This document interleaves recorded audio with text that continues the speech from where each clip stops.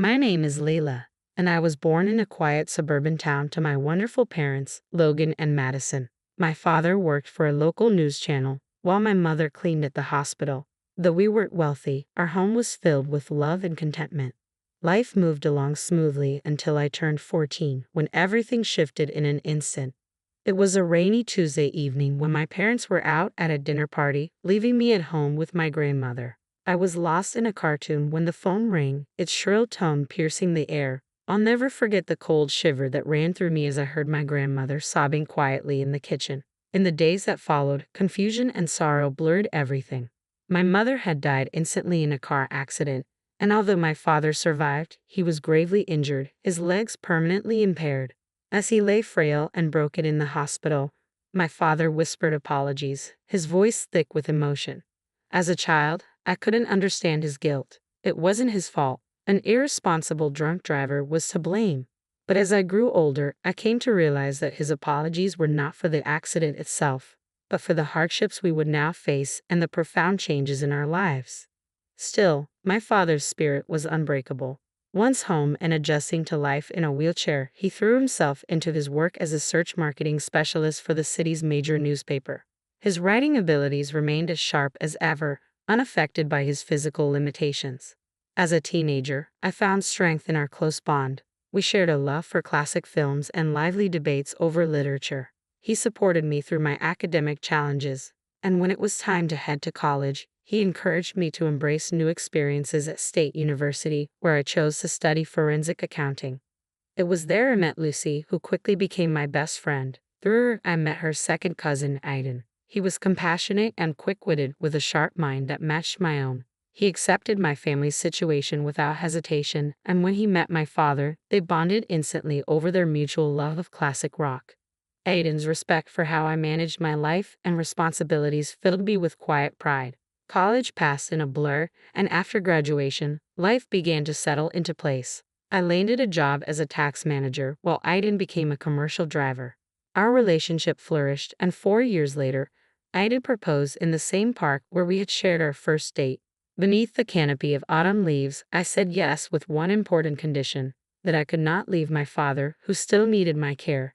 Aiden, with a reassuring smile, accepted without hesitation, sealing our future with love and understanding. In sharing this story, it's clear that life's unpredictability can tear apart everything we know, but it can also stitch things back together in surprising, beautiful ways. Our current arrangement may have been unconventional, but I wouldn't change it for anything. We all live together quite comfortably now. My father's apartment is spacious enough for the 5 of us. Our wedding was intimate and beautiful. Despite being in a wheelchair, Dad insisted on rolling down the aisle to give me away. There wasn't a dry eye in the room as I held Aiden's hand, feeling like I was living in a fairy tale. But every fairy tale has its challenges, and mine came in the form of my mother-in-law, Natalie, and my sister-in-law, Ruby. From the start, it was clear they disapproved of me. During our first meeting, Natalie had asked, her face twisting in distaste, "So, your father is handicapped?" I corrected her calmly. "He's disabled, but he works as a search marketing specialist." "Oh," she said dismissively, clearly uninterested. "How nice." Her indifference stunned, but it wasn't as hurtful as when she later turned to Aiden and asked, "Are you sure about this? There are plenty of nice girls from reputable families." I felt a rush of indignation, but Aiden immediately stepped in. "Mom, Layla comes from a fine family too. Her dad's disability doesn't change that. I love her, and that's all that matters." His words quieted Natalie for the moment, but I could see her disapproval still lingering in her eyes. Ruby, following her mother's lead, was just as distant. After the wedding, Aiden moved in with Dad and me. We settled into a comfortable routine. I worked at the tax office, and Aiden spent days on the road. When he was home, we enjoyed meals together, but whenever Natalie and Ruby visited, the atmosphere in our home shifted. They paraded around as if they owned the place, barely acknowledging my father. Once I overheard Natalie whisper to Ruby, "It's such a pity Aiden ended up with her and her crippled father. What if they have kids? Can you imagine the genes?" I was livid, but I stayed silent for Aiden's sake. I tried to keep the peace, but it was becoming increasingly difficult. One evening, after another tense visit from Natalie and Ruby, I couldn't hold back my tears. Aiden found me crying in our bedroom. Hey, He comforted me, pulling me close. What's wrong? I managed to say through my sobs, your mom and sister. They despise me. They think I'm not good enough for you because of Dad. Aiden's expression hardened. That's absurd. You and Dad are my family now. If they can't accept that, it's their problem, not ours. His words reassured me, but the tension with Natalie and Ruby remained. Over time, Aiden's trucking business thrived, and he was frequently on the road. I missed him during his absences, but I kept busy with work and spent my evenings with Dad. Then, one crisp autumn night, as I helped Dad into bed, Aiden called, his voice full of excitement. Lee, I've been thinking, he began. How would you feel about us buying a townhouse? It would be more accessible for Dad in his wheelchair. He could spend more time outdoors, and you could even have a garden to tend to. The more Aiden spoke about the idea, the more intrigued I became. I glanced at my dad, who was trying not to show he'd been eavesdropping on the conversation. What do you think, Dad? I asked, switching the phone to speaker mode. His eyes sparkled with excitement.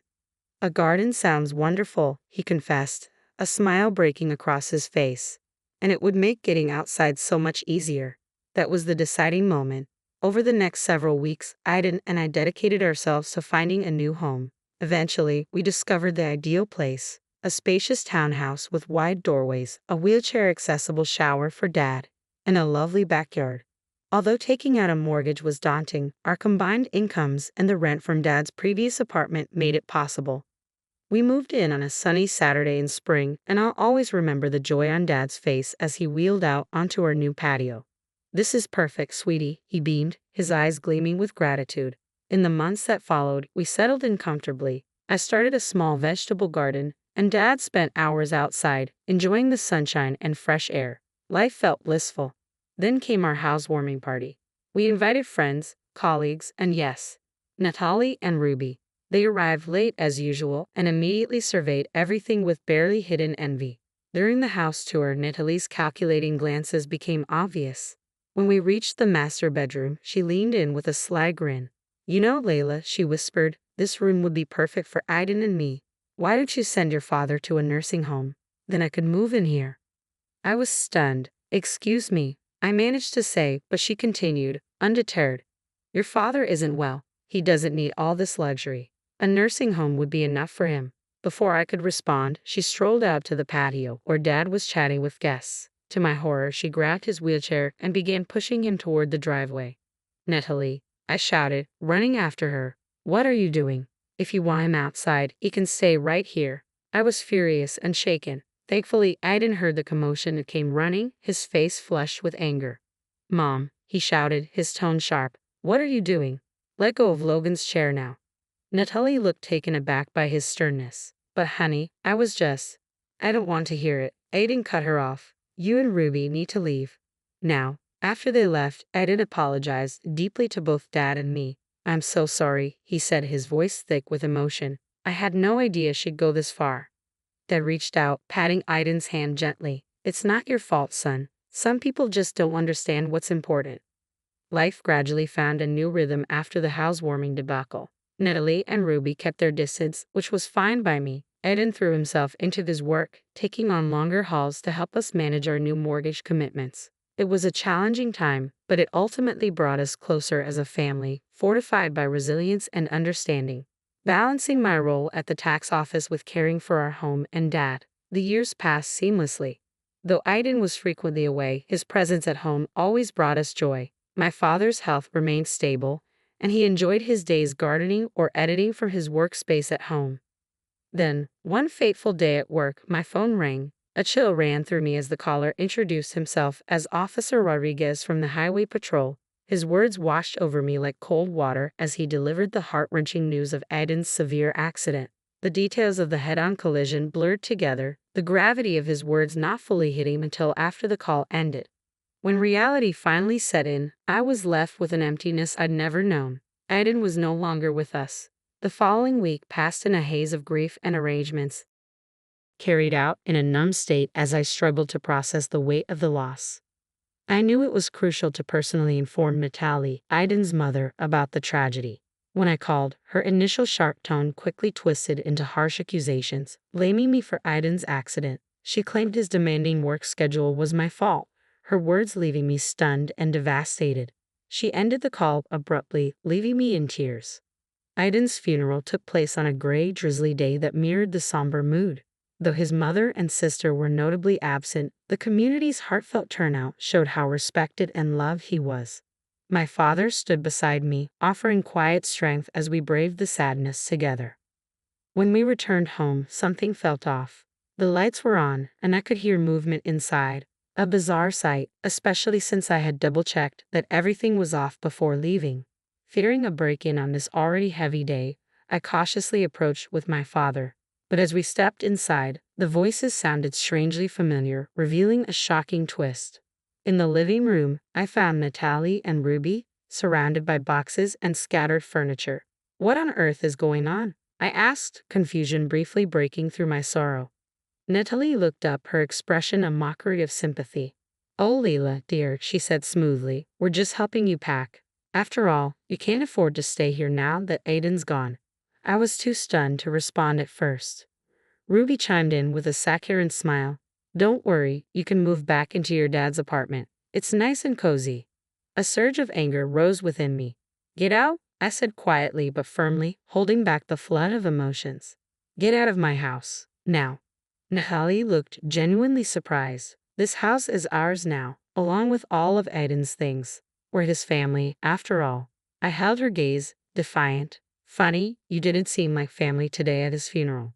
"Oh, that's right, you weren't there." Natalie waved my words away dismissively. "We had other things to take care of. Now, be a good girl and start packing. We need this cleared out by tomorrow." The audacity left me speechless for a moment. They hadn't warned him, hadn't even shown up to honor him, yet they felt entitled to everything we built together. "I'm calling the police," I said, reaching for my phone. Natalie and Ruby exchanged a glance, clearly unprepared for resistance. "Leila," Natalie began, but I cut her off. "You have 5 minutes to leave before I call the cops. This is my home. Aiden and I bought it together, and you have no right to be here." My voice was unwavering, and something in my tone must have struck a nerve as they slowly gathered their belongings. Still, Natalie couldn't resist a final threat as they left. "This isn't over, Leila. Expect a call from our lawyers." The following days were a whirlwind of grief, anxiety, and endless paperwork as I began sorting through Aiden's affairs, wary of Natalie and Ruby's next move. About a week later, I received a call from a local law firm. My heart pounded as I answered, fearing it was the beginning of Natalie's legal threats. "Mrs. Aiden," a professional voice asked.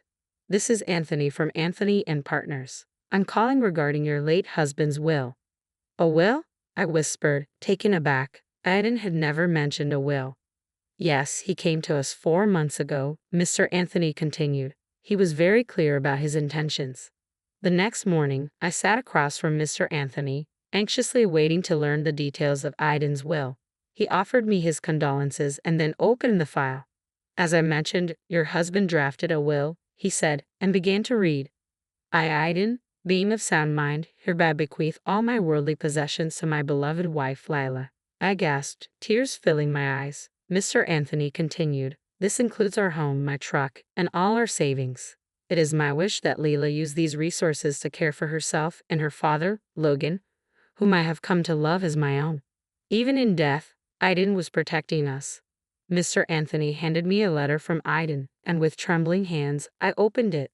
"My dearest Leila, if you're reading this, it means I'm gone. I'm so sorry for leaving you and Logan. Please know that you two were the best things that ever happened to me. I drafted this will because I knew the nature of my mother and sister, and I didn't want you to worry. I had to ensure that you and Logan would be safeguarded in case something happened to me. You and Logan are my true family, not them. Take good care of each other, live fully, and remember, I'll always be looking out for you. With all my love, Aiden." I held the letter tightly, my tears flowing freely. My father, by my side, placed a comforting hand on my shoulder, tears in his eyes as well. Mr. Anthony allowed us a moment to compose ourselves. Then he informed us that, because of the accident, Aiden's insurance would pay out the full value of his policy. "What does that mean?" I asked, still choked up. Mr. Anthony gave a gentle smile. "It means you'll receive enough money to clear your mortgage and more." As we left the office, a weight lifted from my shoulders. Aiden had indeed taken care of everything. But as we arrived home, I spotted a familiar car nearby, Natalie's sleek sedan. My heart sank. Natalie and Ruby were on our porch, but this time I felt fortified with Aiden's letter in my pocket and his love giving me strength. Layla, Natalie started, her tone overly sweet. We need to talk about Aiden's estate. I stood firm. No, Natalie, we really don't. Aiden left everything to me. It's all legal, and you know why? Because we were his family, not you. Now, please leave. You're trespassing. Natalie was momentarily speechless, and Ruby, looking uneasy, quickly tugged at her arm, urging her to retreat. They left, but I knew they wouldn't give up so easily. In the following weeks, I managed Aiden's affairs, and as promised, the insurance money arrived. It was enough to pay off our mortgage with a bit extra. One afternoon, while sorting through Aiden's things, I discovered a journal in his desk. Inside were his handwritten plans and dreams, including starting a college fund for the children we hope to have. Reading his words, I felt a deep ache for the future we had planned together. That night, I struggled to sleep, haunted by what might have been. When I finally drifted off, I dreamed of Aiden, smiling and reassuring me that everything would be okay. I awoke with a strange sense of peace, but the following days brought a new, persistent queasiness. At first, I thought it was stress. But soon, a nagging thought crept in. After a week of wondering, I went to the pharmacy and bought a pregnancy test, my hands shaking as I waited for the result. When I finally looked, 2 distinct blue lines confirmed my suspicion. Overwhelmed, I collapsed onto the bathroom floor, a storm of joy, fear, grief, and hope washing over me. My dad knocked, his voice concerned. Layla, everything okay in there? I opened the door, tears streaming down my cheeks, and held up the test. I'm pregnant, Dad. He pulled me into a tight embrace, comforting me with the same tenderness he had shown me when I was a child. It's okay, he soothed. You're not alone in this. This baby is a blessing, a part of Aiden that will live on. His words resonated deeply. This child was not only a continuation of my love with Aiden, but also a symbol of new beginnings. My fears started to dissolve, replaced by a newfound strength. You're right, I said, wiping away my tears. This baby is a blessing and will be just fine. Dad smiled warmly, his eyes crinkling with affection. That's my girl. Now, let's get something to eat. You're eating for 2 now. As we went to the kitchen, I felt a renewed sense of hope and purpose. Dad became my rock, constantly encouraging me as we prepared for the baby's arrival. One sunny afternoon, while I was tending the garden we had built together, a familiar car pulled up, breaking the peaceful moment. It was Natalie and Ruby. They approached the porch with expressions of discomfort and desperation.